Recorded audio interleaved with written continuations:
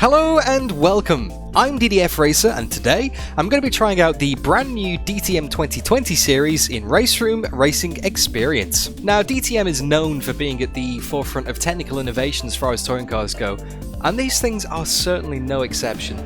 With inline 4-cylinder turbocharged engines from both Audi and BMW putting out around 600 brake horsepower, and with ridiculous amounts of aerodynamic grip to match, these things are seriously fast. On top of that, they feature both DRS and push to pass, which does help spice up the racing, but rather importantly, these cars are lacking in traction control and ABS, which puts the emphasis back on the driver's skills and not the fancy electronics to make sure the car doesn't end up in the fence.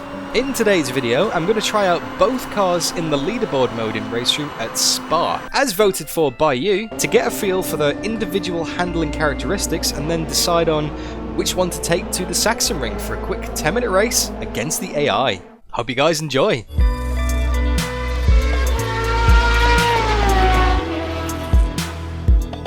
Okay then, leaderboard time.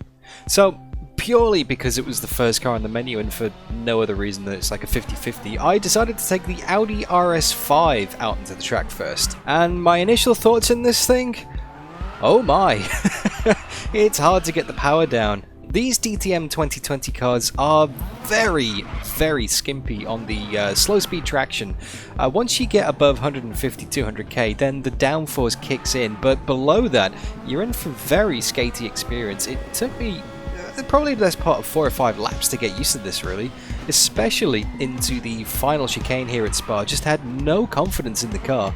Was first gear better? Was second gear better? I actually still don't know, if I'm being honest with you guys. Still not figured it out, but all I know is you have to be very delicate with your right foot because, like I said in the intro, there is no traction control on these cars. The traction control is your right foot, so yeah. But once you do get the downforce on, then oh my, these things stick to the road. This is a touring car that can go flat out through Eau Rouge. That's single-seater territory. That is Formula 2, that is Formula 1 stuff right there.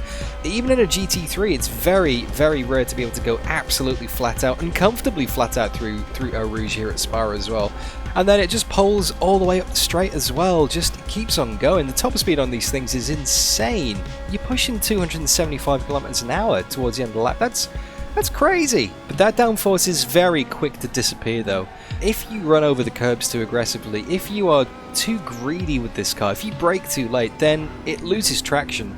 And the same as the slow speed in this car. Once you lose traction, there is no saving it. It's gone.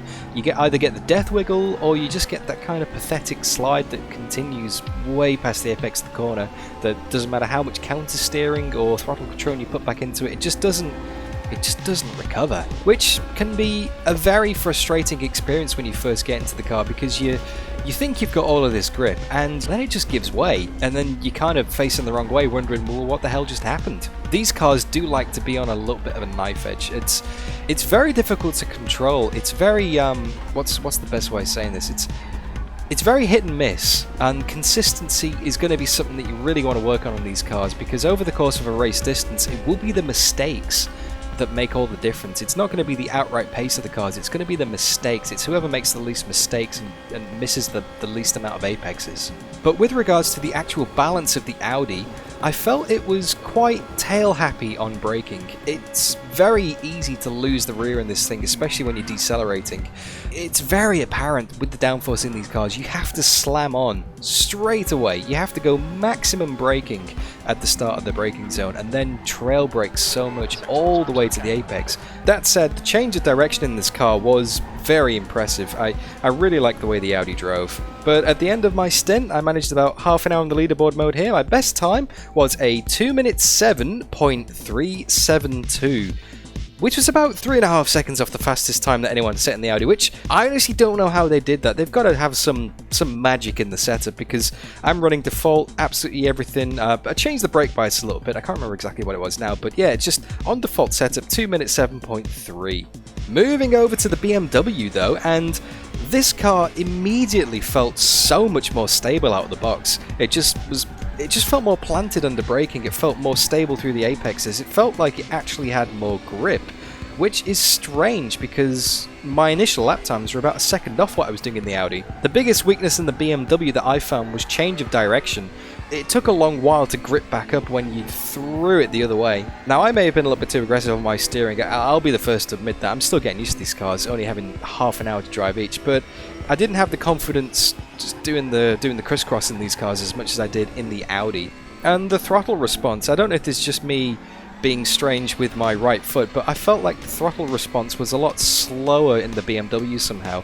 Like, I would be on the throttle coming out of the final chicane, and it felt like I wasn't giving it enough accelerator, and I had to put on a lot more than I did in the Audi to get the traction and get going. But that's not to say that it wasn't impossible to spin it though. I did have a few moments in this car, and again was left wondering, facing the wrong way on the track, oh, what just happened? It just broke on me. But not as much as in the Audi. I feel like the BMW is a much more stable car. It's a much more confidence kind of a car. I would be much happier taking the BMW into a race than the Audi, because I just felt like it would stick more.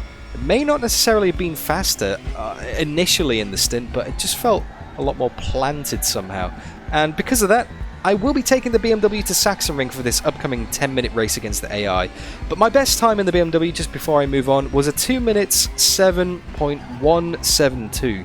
Exactly 0.2 of a second faster than the time I set in the Audi. Now, yeah, it may have been faster, but I was consistently around about half a second slower than this. I just put together a really good lap in the BMW on my best lap, and it was kind of hard to recreate it, but I felt like I could consistently recreate a 2 minute 7.7, for example, which I couldn't necessarily do in the Audi. But overall, the lap time balance in these cars is incredibly tight. I mean, I wasn't taking it easy. I was definitely pushing in the half hour I had in each car, and to only have 0.2 of a second of a difference, especially over a lap that's over 2 minutes, is pretty incredible, to be honest with you. I must admit, RaceRoom have got the balance of these cars quite well, although there is some absolute freak who did a 2 minute 2 in the BMW on the leaderboard.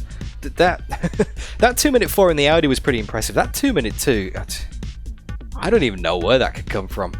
But yes, time to put all this theory and this posturing into action, guys.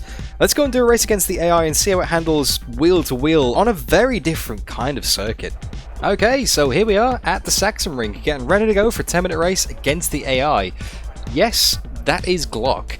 Now, why the Sachsenring? It's a bit of a strange circuit. It's a little bit completely different to the Spa circuit that I've just been racing around. Well, the very first time I tried DTM in RaceRoom, specifically the DTM 2016 cars, it was here at the Sachsenring, so I thought it'd be a nice little touch to come back here and do it again and have a direct comparison. Also, on the vote that I put on my community section on my YouTube channel, a lot of people said that they were fed up of seeing the classic circuits like your Nürburgrings, your Spas, your Silverstones, and they wanted to see something different, so here we go. 10 minutes against the AI at Sachsenring, starting in 10th position. Let's do this. 10 minutes. Okay, here we go, guys, on the grid. One thing that is immediately obvious in these DTM 2020 cars is the tyres are cold. So I might take a lap or two to get up the temperature, but green lights. Here we go. Go, go, go. On your right, clear right side, clear to the right side. I was too afraid of wheel spinning it. I just bogged it down completely. Car left, 3 wide, in the middle. Going 3 wide into turn 1. Making up a few spots around the outside here. The AI are very feisty around here. Well, the AI are just feisty in general. Oh, 2 wide. We're going to get sent. Yep, 1 car. On your right. 2 cars. Clear right. Oh no, we're clear. It's been a while since I've raced against the AI here in RaceRoom. I'm so used to racing with Oz and Z Simracing. And I must admit they're a lot feistier than I remember, these computer drivers. It's like I'm driving against a field full of Lockies. We are in 11th, we've only dropped 1 spot. It's up to us to stay within a second of the car ahead. Left side. So that we can get DRS. Still there. My least favourite corner on the whole track. On your left. So tricky to get the power down. But at least now we're definitely within a second of the car ahead. That wasn't intentional. Still there. And we have DRS. Still there. Ooh, bit of a lock up into turn 1. Take the tight line. Lose traction at slow speed, like I said earlier in the video. This thing is so slippy once it gets below like third gear. Wide again. Far right, clear to the right. Yeah, that was easy. Oh, he's running wide though. So we can keep a tight line and get the drive out.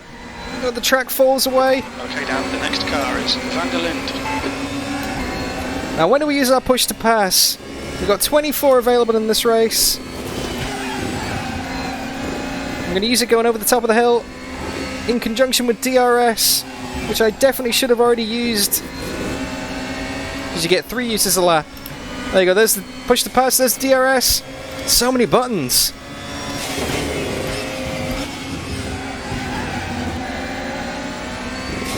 There's DRS again.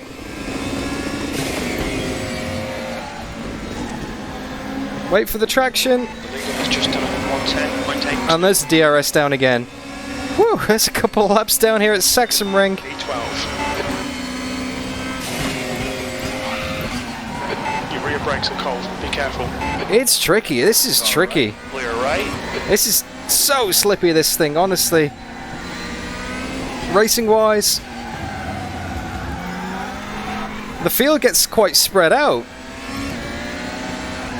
Like you can see here, there's quite a few gaps already building through the field. You can see why DRS and push to pass is required, because the whole thing gets strung out. That's one of the problems with these reliances on aerodynamics. It's just you can't really race too closely. Like I don't particularly feel like I've felt dirty air so far in this race, but I know that I've been affected by it. And I know that having such an aerodynamic dependency to get your speed through the lap, it just reduces the racing. You need these artificial aids to keep the pack bunched together. 110.72. Okay, that was a better lap, but we're already 4 minutes into the race. We're only nearly at the halfway point. 0.03. The shortest lap in the session. Trail brake it into turn 1, wait for the track to fall away, put the power down, nice and gentle. So you can see my inputs at the bottom left. Ever so gently. Let's try and not run it wide here this time. The AI have just got so much more speed through this fast first section here. They just seem to have a lot more grip somehow. But we've got that guy off our tail, we've got Habsburg off our tail. We are chasing down Van der Linde. But not very successfully. Oh, don't run wide there, Dan. Stewards have warned us about track limits. Keep it between the lines. You hit the gravel in this thing, and it just pulls you wide. So we're definitely dropping back from the cars ahead. Just need to start getting super defensive now. Oh, running wide again. Bit of DRS, he's going to get us. See him in that pathetically tiny wing mirror. Clear left. Oh, he's blocking the inside. We're going to have to go to the outside, taking the long way. Hold your line. Clear to the right. 5 minutes remaining. 5 minutes left. Round the outside. That's rather appropriate considering my spotter is empty box. Okay. Oh! Left side. Oh! Clear left. Bit of a tap from the AI there. Well, a bit more of a tap. Side. That was a massive crunch. Clear right. And there's Kubica. The legend that is. Guy in front is Kubica. Now, I wonder how that's affected the car, because I've got damage turned on for this race. Foolishly enough, I've decided to go with full damage, so that was a pretty hefty whack to the rear left. But what this means now is that we've got some cars to overtake. We've got a race on our hands, guys. But we are second last, and that's never good. Now, one of the bad things about DTM 2020 is because of the reduced manufacturer participation, Side. Clear left. there's only 16 cars. It's a very small field, and all around it goes. Whew. Flag. You know what, guys? I think I'm going to call the race here. This gives you Green flag. a very good idea of what these DTM 2020 cars are like. You're running last. Incredibly difficult to drive. Maybe the AI is set too difficult in this example. I am running adaptive AI here in RaceRoom. but still, it's... yeah. It's so hard to get it right, and I don't think I picked the right circuit for it either. Yeah, it's nice being all nostalgic and going, oh, I raced the DTM 2016s around here. Let's do the same again. This is not the right circuit for these cars at all. It's got minor wear. Because it is so sketchy on the second, third gear corners. You lose so much grip. Yep, there's definitely damage in the car. That was just massive understeer. The gap to Newey ahead is increasing. I feel like the overall balance in these DTM 2020s is... it's disproportionately low grip when you get to slow speed. Like, they've done an excellent job of modelling the aerodynamics, but I honestly think these cars... well, I mean, I've never driven a real one, so I can't compare, but I think that these cars should have more mechanical grip. It feels like there's just absolutely no mechanical grip. It's severely affected by elevation changes as well. Remember, use your push-to-pass allocation. Oh, thank you, Spotter. You've got 10 minutes of fuel remaining. Thank you, Mr. Spotter. It's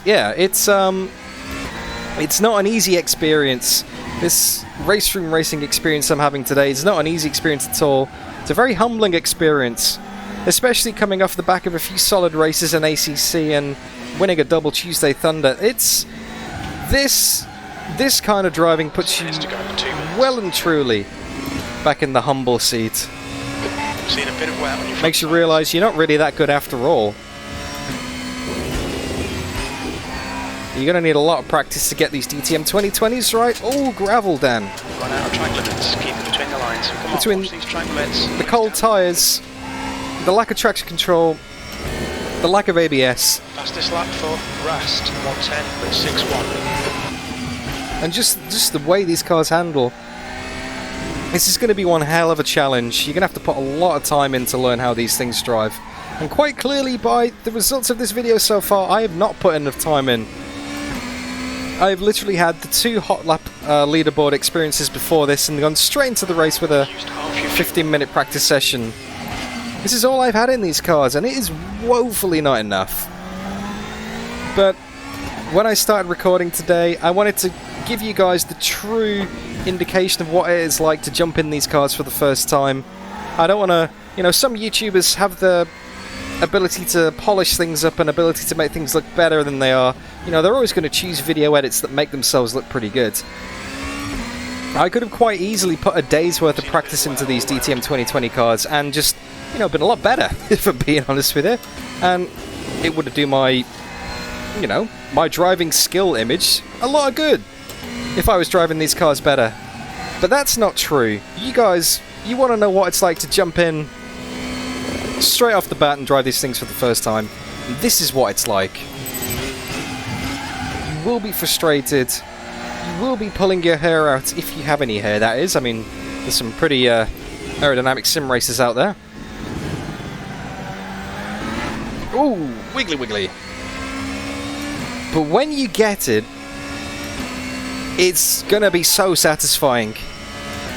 You are going to feel like a master of the German touring cars, which is Deutsch Tourenwagen Masters. That's, you know, there's masters in there for a reason. You have to be a master to drive one of these things. And I'm going to come back and I'm going to do another video at some point in the future. Whether or not we drive these in a Tuesday Thunder or I host a special DDF community event with them, I'm going to come back to these cars and do them again. Preferably without damage, and without a field full of lucky AIs. But I'm going to come back to them. Oh, track limits again there. Say, Dan, if you don't stop cutting, we will get a penalty. Mr. Spotter's not very happy with that. It's probably a good thing it's the last lap here. Checkered flag is out. We are 15 seconds behind the car ahead. Yeah, I've definitely got the AI set way too hard. But this is the adapted AI based on my personal skill level, so either I'm not matching my skill level or the adaptive AI is completely wrong. I think it's the first option today, guys. But that is 10 minutes at Sachsenberg. A miserable 10 minutes at Sachsenberg.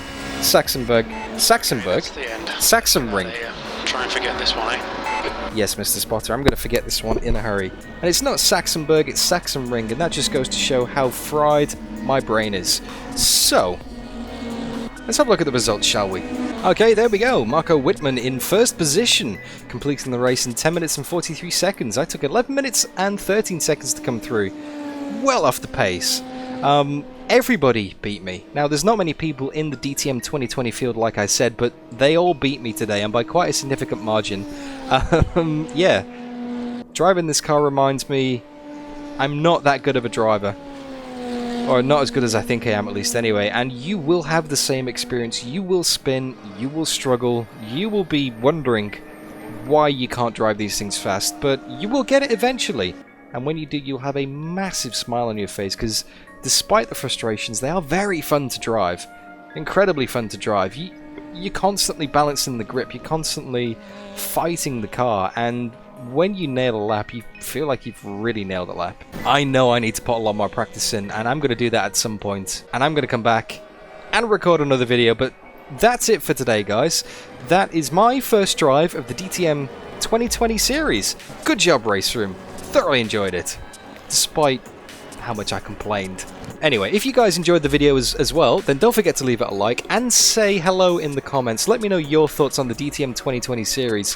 What do you make of the handling? What do you make of the competition? What do you make of the DRS push-to-pass combination? It's great having both at the same time.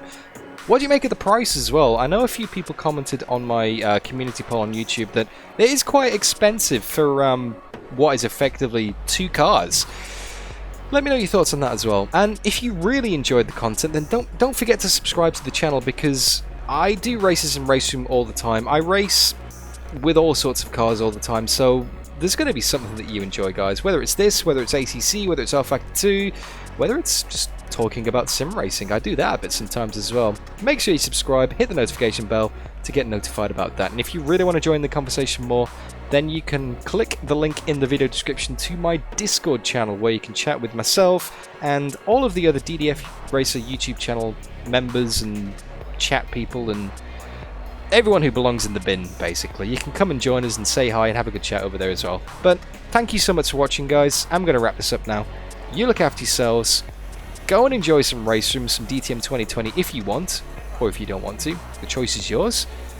And I'll see you all soon. Thanks, guys.